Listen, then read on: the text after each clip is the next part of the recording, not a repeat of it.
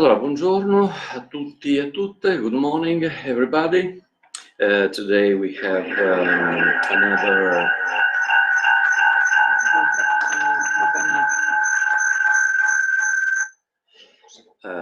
important event in our yearly seminar, which is dedicated, as you know, to a broad field of investigation, which is the dialectics between a conservation and transformation. But we also cherish the specific research lines that characterize our research center and are protagonized by our researchers. One of them is certainly research on space and spatiality, in particular around the work and investigations of a Dr. Professor Valeria Fabretti. And today we have the great pleasure and the great honor to have among us a specialist in the field, I would say a world-renowned specialist in the field of space and spatiality studies, Professor Dr. Martina Löw from the Technische Universität Berlin.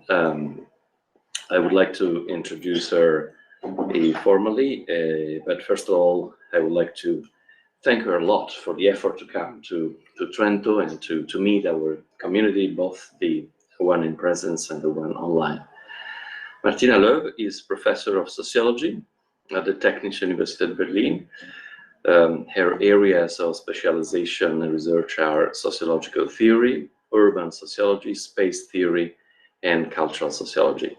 She was visiting professor and held fellowships at various universities, for instance, in Gothenburg, Salvador de Bahia, St. Gallen, Paris, and Seoul, so really a global figure in the field. And from 2011 until 2013, she was president of the German Sociological Association.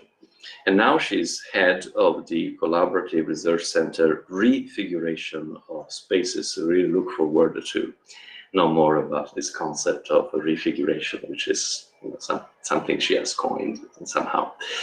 And today she's gonna present a talk entitled Spatial Uncertainty, the Pluralization of Spatial Figures in Daily Life. Professor Löw, the floor is yours. Thank you very much. Thank you, Massimo, for the introduction, and thank you all for having me and coming to this lecture. I'm really looking forward to our discussion.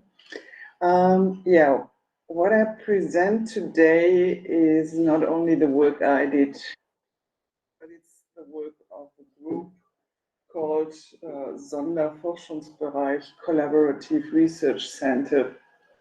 And this is a format the German Research Foundation organizes. It's normally for 12 years. We are now in the year number 8. And it's a funding structure for very important problems in society. It started in medicine and also in engineering, but at one point the social sciences stepped into that. And it's very, very seldom that you get this huge funding, because it's more or less 15 to 18 research projects in one house, working all on the same question. And it's interdisciplinary, of course. And our question is how the relationship to space changes by phenomena we call normally globalization and digitalization. And so what I present is a kind of overview, or more or less a summary or a synthesis of the research of the 17 research projects we have. And so at a point where we have a lot of data after 8 years, but we are not at the end of the research. We hope we get the funding for the last 4 years. The evaluation took place in July. We get the results in November, but I think it worked quite well. So we are really hopeful to to bring all together in the last 4 years. So it's a report in the middle. I will present part of the data we have, so I refer also to data colleagues of mine worked out, interpreted, tried to use for theorizing. But what we do and what I would like to share with you, because you are also a research center or you work in a research center, is that we try to do something we call social theorizing. And that means that the theory building in the center is not only a job one person, for example, me as the leading person of the center, has to do, but we try to organize structures to build theory together. And one of these concepts is to do synthesizing visits. I don't know if you know the concept the idea of synthesizing concepts. It's from sociology of knowledge. Herbert Blumer, for example, that is that you work with concepts which are quite large and undefined, but they help all the different projects to interpret your data from a common perspective. So you have this, for example, the concept of what we call polycontextualization. This is a term Niklas Luhmann developed or put on the table, but it's quite open. And all the 17 projects try to find out what different contexts at the same time become relevant in the research. And by using this kind of synthesizing concept, we have a common ground for interpretation, but at the same time, we develop the concept further so that it becomes part of a theory. And synthesizing visit means that me and a group of people who are interested in theory building, we visit the projects on a regular basis to see at what point of thinking they are to bring this kind of thinking together. So at one point of this talk, I will tell you more about my part in the research center, which is a project on smartification in South Korea, smart city development. But the core of the lecture, the talk, is that I try to bring the knowledge together and to give you an overview. So why did I choose the term spatial uncertainty as a title for this talk? This is why, because in the last 8 years we saw that that we have 3 areas in spatial changes which cause a lot of uncertainty in society. And one of these areas is migration. I mean, some of you I know work in the area of migration, so that you know that we are now at a point that 23.2 million people are on the way. They have to migrate, and a lot of them now migrate for reasons of climate change. It's of course social injustice and climate change, which are the most important reasons that people have to move. And what you see here is a picture from a research project on Lagos. Philip Nisowitz, he's an architect in the center, is doing this project, and they show how people try to build a home after migrating. And what you see here is an informal settlement at the coast of Lagos, where people try to build new houses. In the foreground of the picture, you see that the houses got burnt down because of this tensions and conflicts regarding new developments, new new place-taking actions by migrants. And what we see that we call this conditions of extimacy. This is a term from Lacan, that intimacy in space building became so difficult because you always with what is inside becomes outside because people get into the house.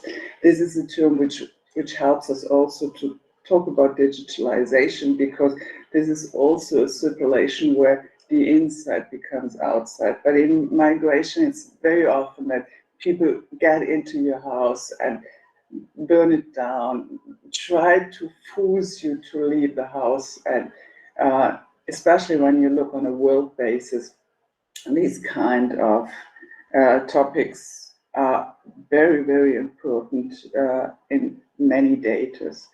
And then the second one is that we really face a period where we have more fortified borders than we ever had before. And this is quite a challenge because it seems that we have so many circulation in the world. And when I start with migration, we have this theme of moving on, but on the same time, we never ever, as far as we can count or know, we had so many borders in the world between countries, between places than we have today. And 26,000 kilometers is only the borders we have between nation states, and we never ever had this before. This is quite a contradiction, you know. You have this idea of globalization, and we don't have a local economy. Yeah, the concept of Volkswirtschaft, so that you have an economy in your state, is crashed. Nobody wants to have an economy just for Italy, for Germany. We have a global economy. And at the same time, we have more and stronger nation states and bordered nation states. And this kind of contradiction is quite important. And it's important not only in topics like migration, it's also important in topics like how we react on a pandemic situation, for example. Yeah, this was quite this contradiction between should we close the borders? Is this a result? Or like in South Korea, should we react on a pandemic by digitalization and networks and not by border control? And I think that many topics today are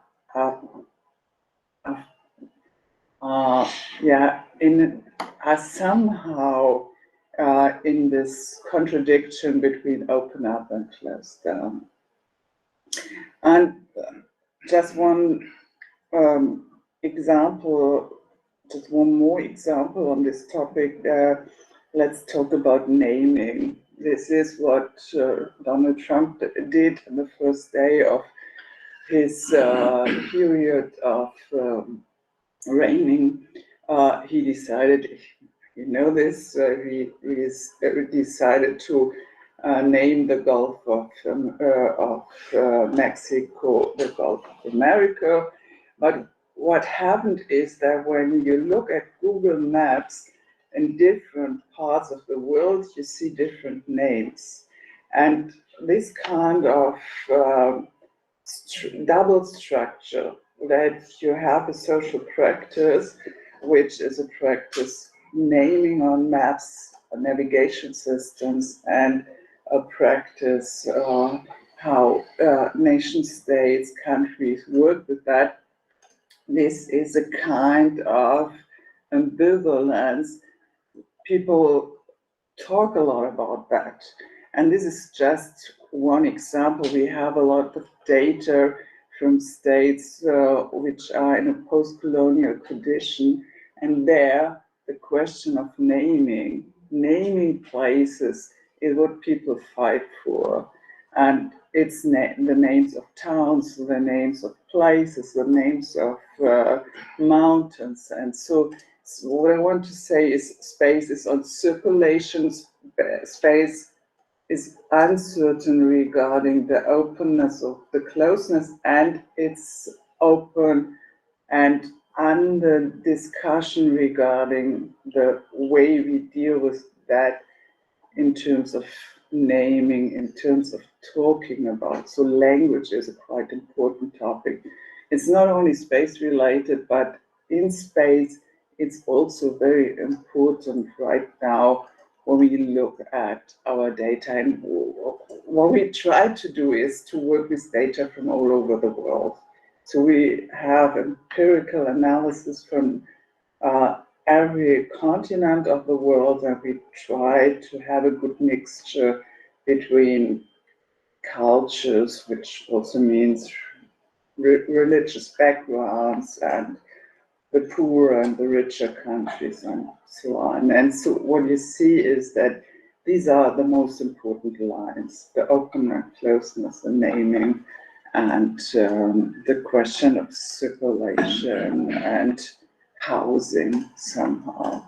And this causes a lot of uncertainty. When we started this kind of research, we felt that many people still had an idea what other spaces they live in. And now it becomes more and more uncertain. People hesitate to say or to describe the space they live in, and they talk about uncertainty. It's not it's not an unconscious level. It's a level that you know that you don't know what other spaces we act in, we create, we call our environment. So the structure of what I'm talking here is, I'll tell you the main result in a minute, then I explain the idea of spatial figure, which also is connected to the term refiguration and why we think that we need a new term for social change. And we propose that refiguration could be an alternative, and then I come back to daily life to give you some examples. So the main result after 8 years is that after the dominance of the territorial spatial figure in the 20th century, societies today are experiencing a pluralization based on the coexistence and simultaneously relevant spatial figures. And that means that in the 20th century, we had a very strong idea of territory as a political and as a political concept, as a concept of framing our knowledge and thinking, and also as a concept for economies. And this was quite a change, of course, because before we had a concept of place. Place was the main idea before we developed the idea of the nation state, before we started to measure every point of the world, before we decided to organize a political concept, who is responsible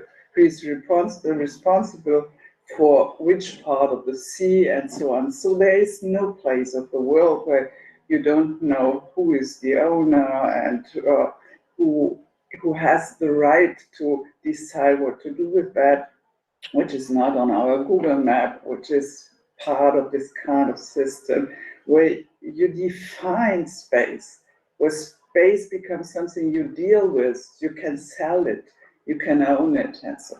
And of course, this is always a long development, but the 20th century, especially when you look at the walls and so, that it was very much on territory. And this changed. And what I want to point out is that territory is still a very important topic.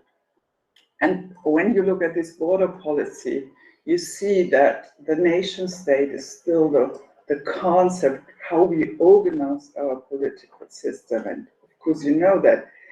But at the same time, we have new figures who are in contrast to that. And obviously, it's the network as a spatial figure, which is quite in contrast to that. But I think there are more, and we are not used to deal with different spatial contexts at the same time in the same situation. And or that we have social situations where different social groups follow not the same spatial concept. So when you look at protests in Germany, for example, regarding migration, you can see that a part of the society really believes that territory is the solution. And the other part thinks that circulation is the solution. And both believe in solutions for social problems, but they use different spatial concepts for that. And they don't talk about space. They talk about different things. And this is something which is really challenging, especially when you know that there is a further level, and this is digitalization. So I brought you just two pictures. The one is from Seoul. This is the control center, not from Seoul, from Songdo in South Korea. This is a control center where, because Songdo is a city which is digitalized as far as it was possible when it was built some 30, 40 years ago. And so every single part of the city is with, how is it called, surveillance structure surrounded. And so you could always call the control center and say, you know, my kid in the park there was a stranger who asked questions to my kid, could you please look up at the pictures, what happened? And so you have this level of spatial visualizations on daily life, but it's not only the Far East. This is a picture from, sorry, from Hamburg, and it's cool, yeah.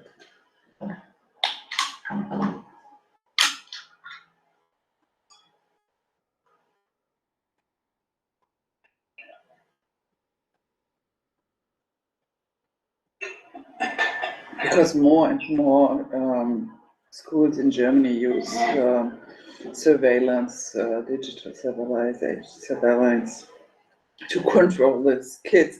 And you know, when we do interviews with kids in schools, they know that they have a place where they gather. They have a territory because it's, of course, for reasons of control. It's very clear what is inside school and what is outside school. And they have this layer of surveillance where they know when I play here, there's always someone else who looks at me.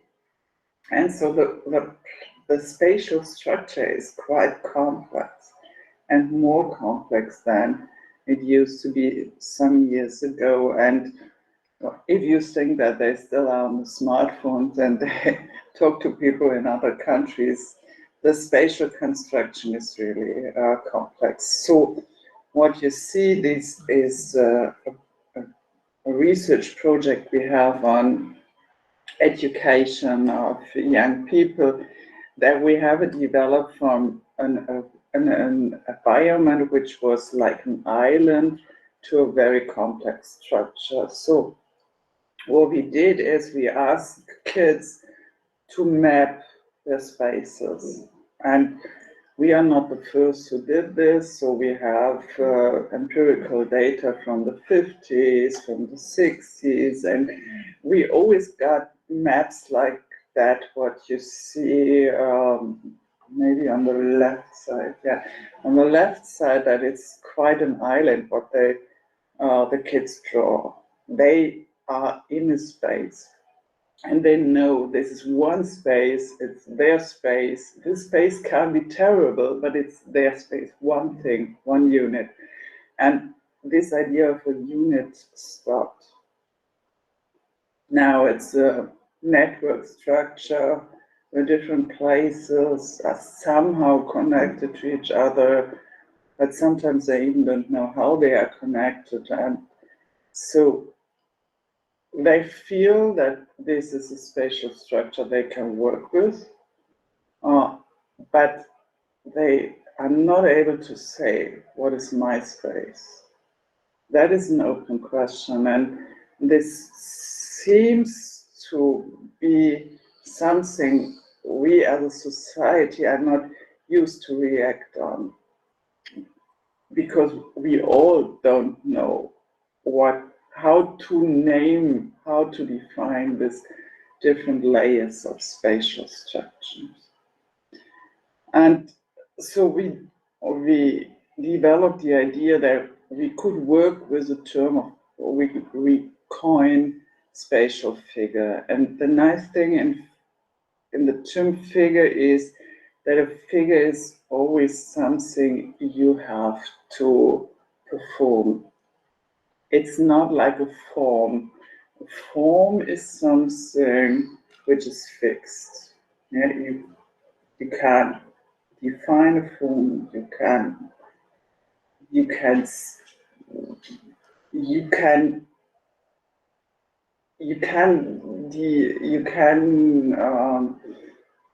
see a form as a structure. I think that is the typical way we deal with the expression of a form in the history of language. But figure is something different. Figure is something you dance, for example. The arabesque is a very good example.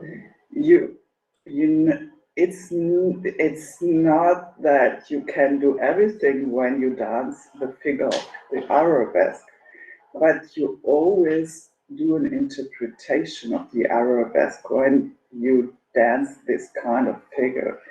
There is no perfect arabesque. There are different possible ways to dance the arabesque. And so the term figure is very flexible, but still structured, and it's embodied. It brings our bodies into the game or into the thinking.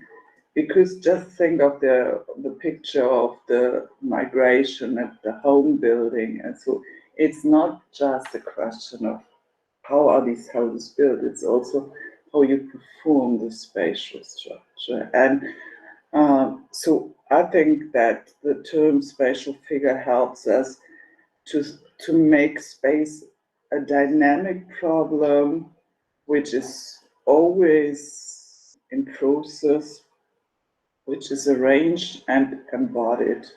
And so we work with the idea that it can help us to understand the relationship of people to spaces by differentiate different figures. And what we did is we are a very quite international group. So I think people in our research center speak 30 languages as native speakers. So we looked through all this scientific literature on spatial production and tried to find out what are the basic figures of dealing with space, performing space. And the question was, are there different logics of action? Not just, you can't find so many spatial arrangements. That is not a differentiation we can work with. Important is, are there different distinct logics of action connected to these different figures? And so we found 4 different figures. And one is the territorial space the other one network space, then of course the old concept of place, and a new concept of trajectory space. So the territorial space is quite common.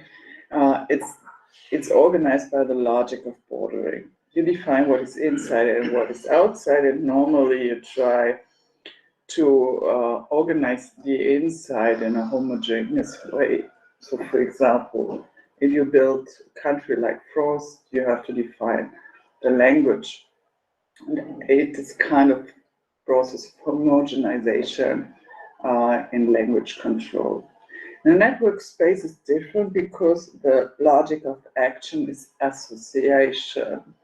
It makes a huge difference if I tell my colleague, you don't enter my office. This is a territorial space. I define the border, you don't get it. Or if I say, you're not part of my network. And both spaces are about inclusion and exclusion. It's not that the network space is the better one, but in a different way and with different social consequences.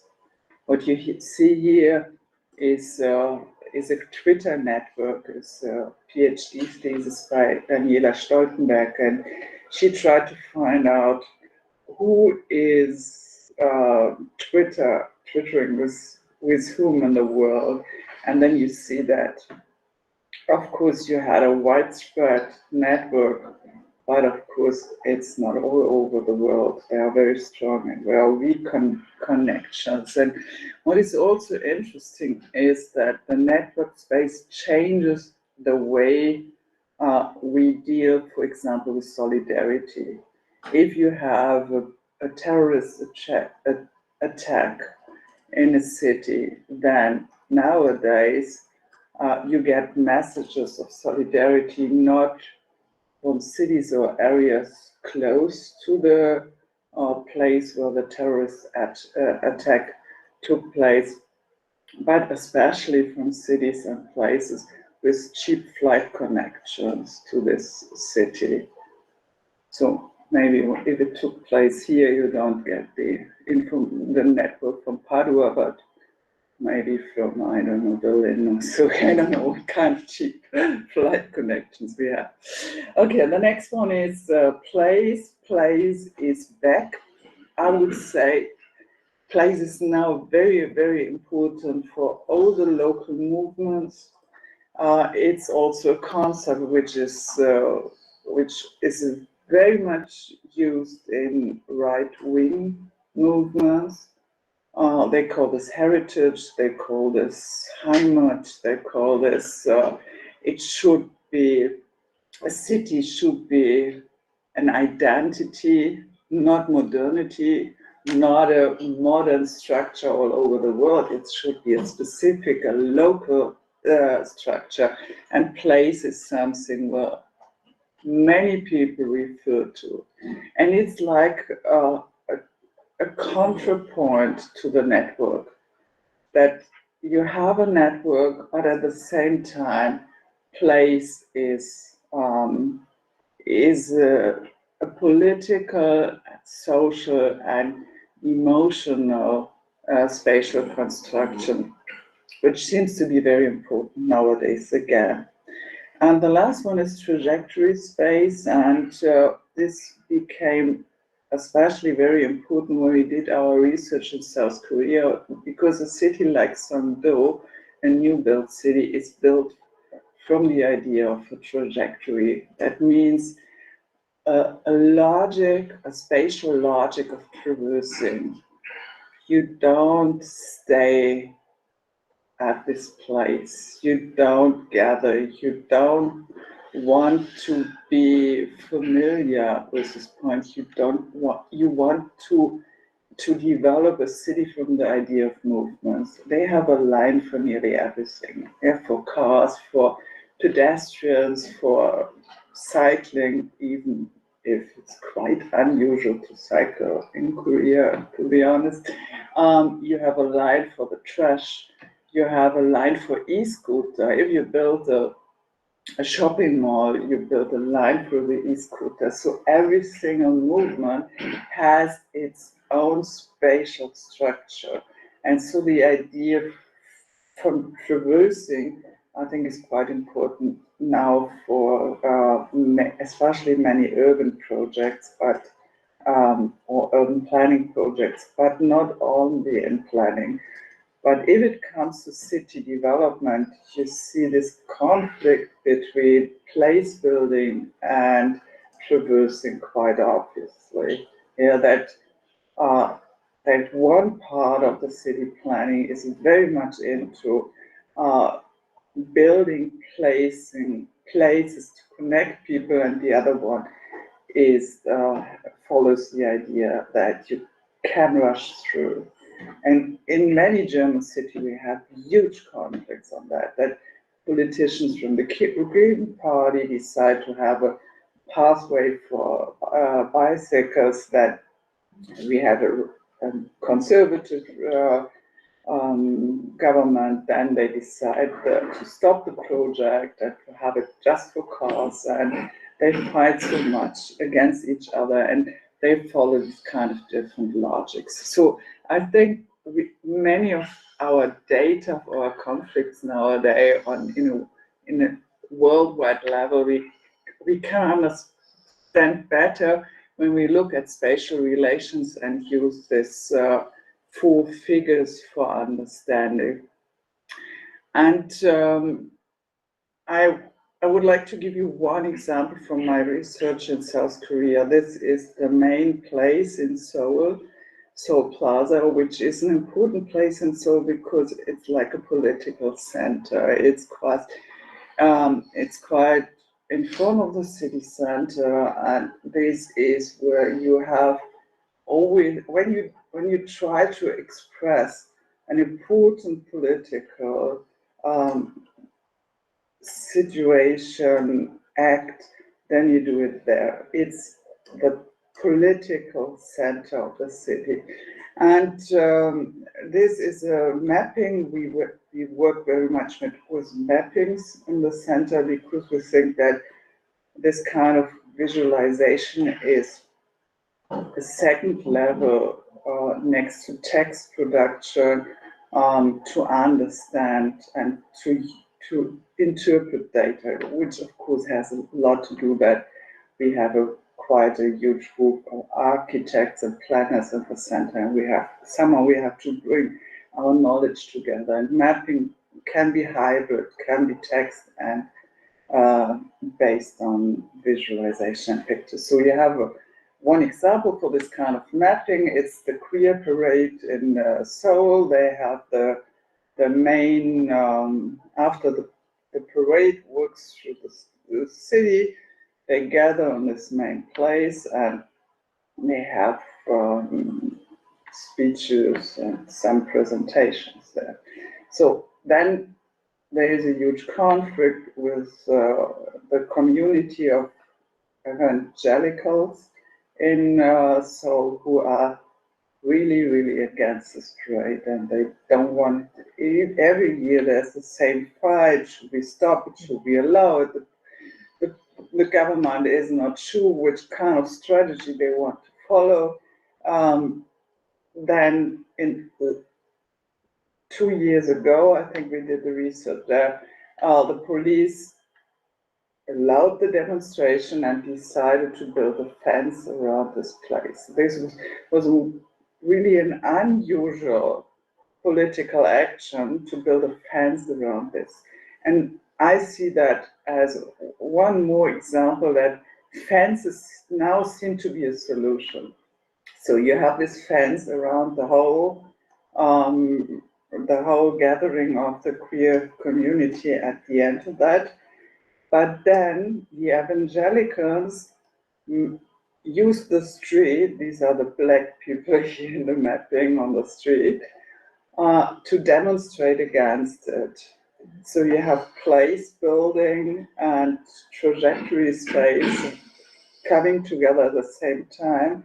But what they did further on is they used megaphones to send their messages, and they were so well organized that the sound was louder than the sound inside the fence of the place. So it was nearly impossible to understand the speeches inside, but you had to hear the messages outside, and they streamed it on the internet.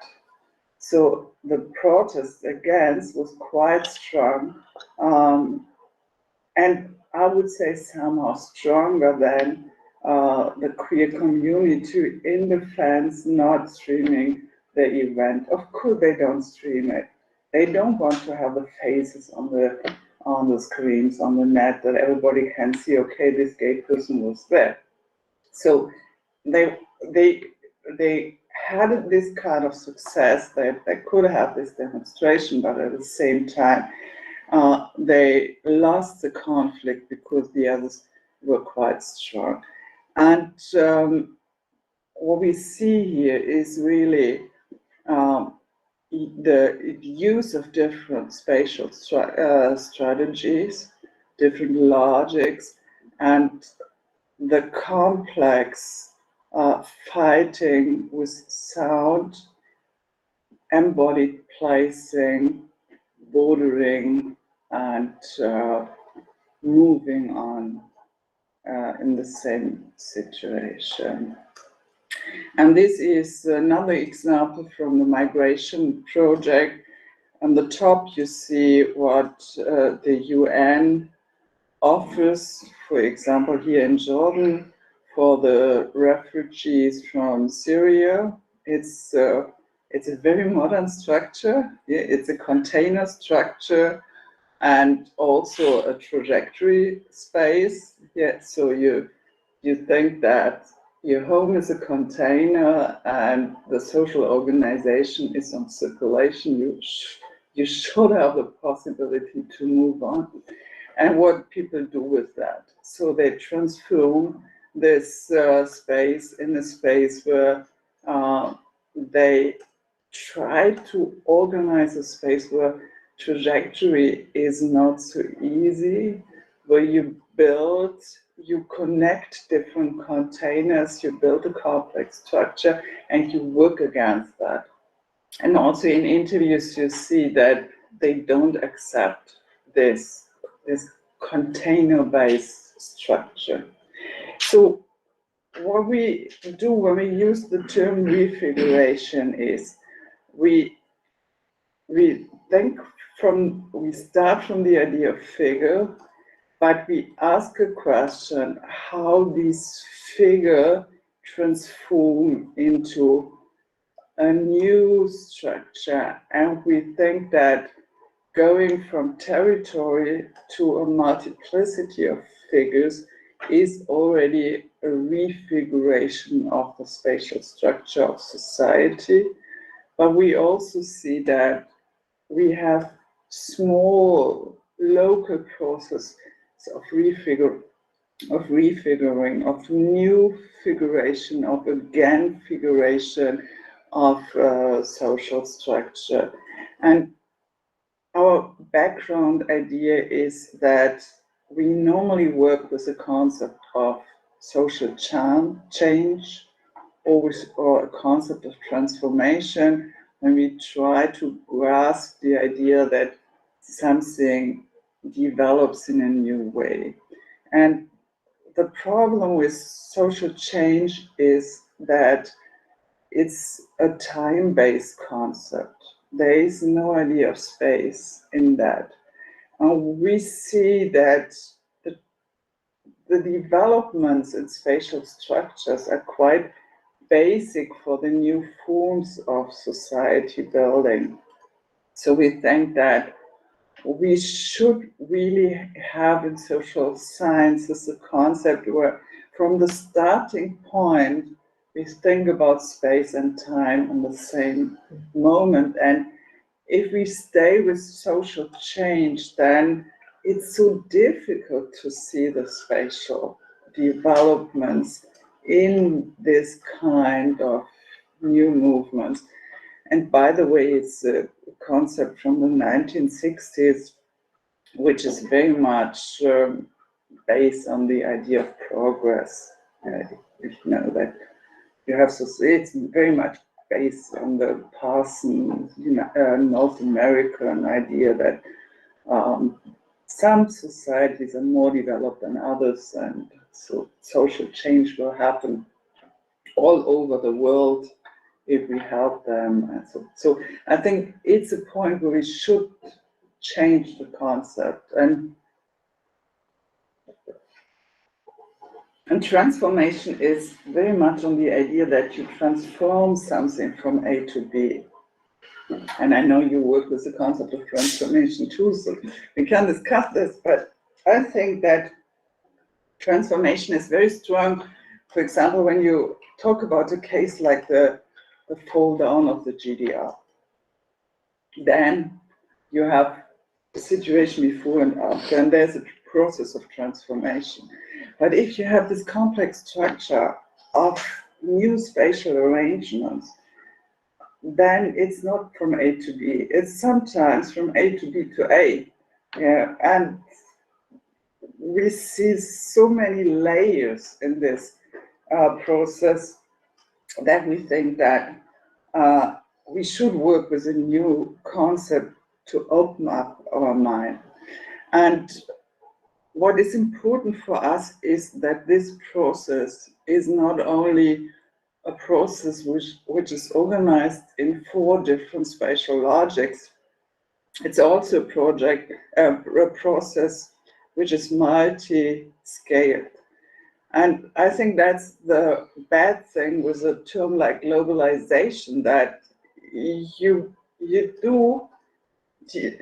do create an idea that you have changes on a global level. We move to the global structure.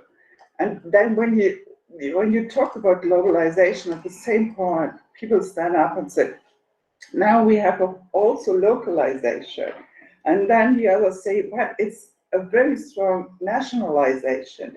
And this is that you work with different scales and you compete on what is the important scale for our question, our problem, our research. And refiguration sees that nearly every single case we work with is a spatial process on all levels. I mean, the Seoul case is a case on a national conflict, especially when it comes to this Seoul place, the national symbolic structure. But it's also, of course, a question of globalization, because the queer movement is a global movement, and what they do in Seoul is based on a global network. And on the same time, in the same moment, it's very place-based. They really fight for places. They want this place for one day in the year.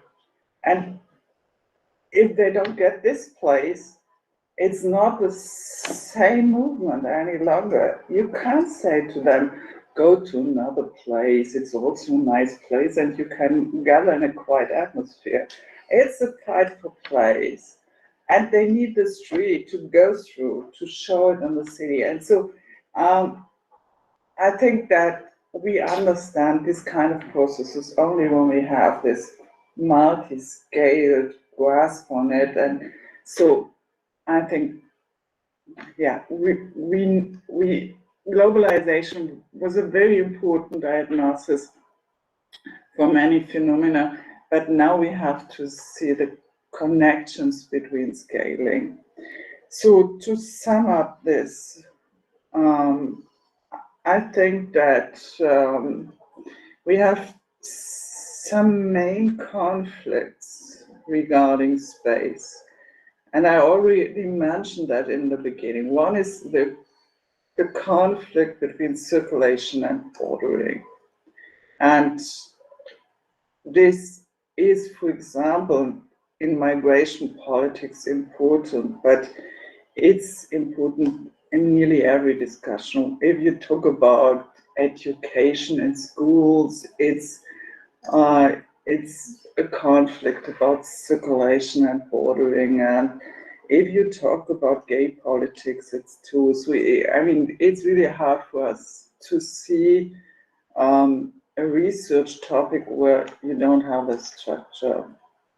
And then it's about placing, naming, and moving, and it's about spatial orientation. And this is maybe a last point I could mention, that we see a development from a kind of mapping which was organized in a container logic, like a map of the city, to a logic which is organized on navigation. So when I tried to come here from my hotel, I didn't use the hotel map from the city. I could use Google Maps to find my way.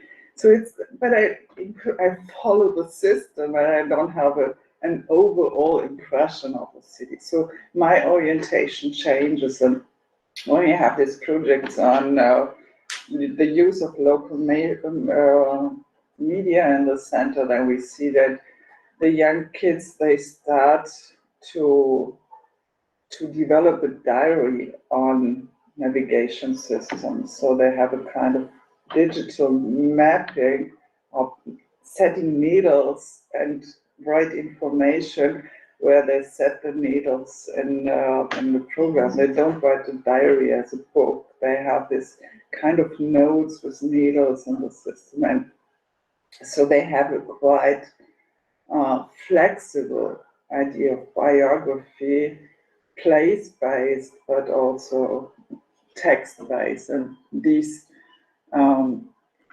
is quite connected to the idea or the question of naming. But I think it's also a new construction of reality. And so we really have these different layers, the structure, the action level, and how we construct reality on a communicative act. All these topics are refiguring, they are connected to each other, and our challenge is to work on a kind of diagnosis on societies now on the basis of this interpretation, theoretical ideas, so that we can bring it together in a diagnosis on the societies we live in today. Thank you very much for your time.